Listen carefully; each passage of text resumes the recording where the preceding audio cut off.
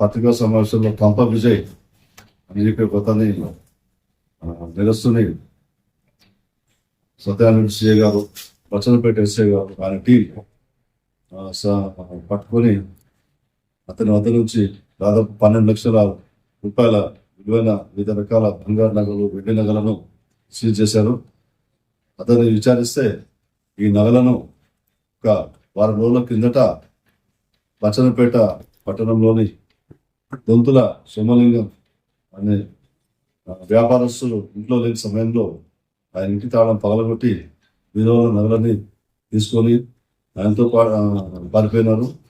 ఆ కంప విజయ్తో పాటు అతనికి ఈ కేసులో సహకరించిన మరో 2 బాల నేరస్తులను కూడా రోజు పట్టుకున్నాము.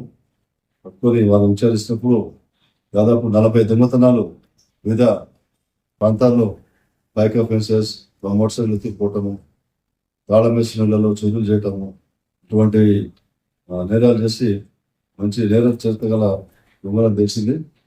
వాళ్ళని పట్టుకుని ఈరోజు మేజిస్ట్రేట్ గారి ముందుకి హాజరుపరచని పంపించడం జరిగింది.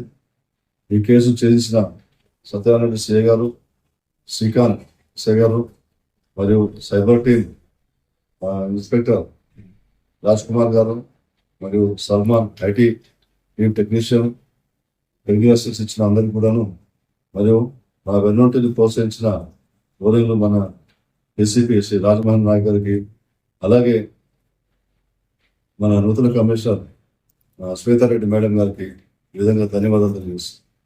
మరియు సందర్భంగా నేను ప్రజలందరికీ కూడా తగినన్ని సీసీ కెమెరాలు పెట్టుకొని తగిన ముందు జాగ్రత్తలు తీసుకొని తాళం వేసి ఇంటిని ఒకటేసారి తాళం వేసి వెళ్ళిపోకుండా కనీసం ఒక మనిషిని ఏర్పాటు చేసుకొని, లేదా విలువైన వస్తువులు లాకర్ ఏర్పాటు చేసుకొని, లేదా కనీసం తాళం వేసి వెళ్ళేటప్పుడు లోకల్ పోలీస్ స్టేషన్ సమాచారం ఇచ్చేయటం కానీ ఇటువంటి కొన్ని చిన్న జాగ్రత్తలు తీసుకుంటే కొన్ని నేరాలు అరికట్టవచ్చు.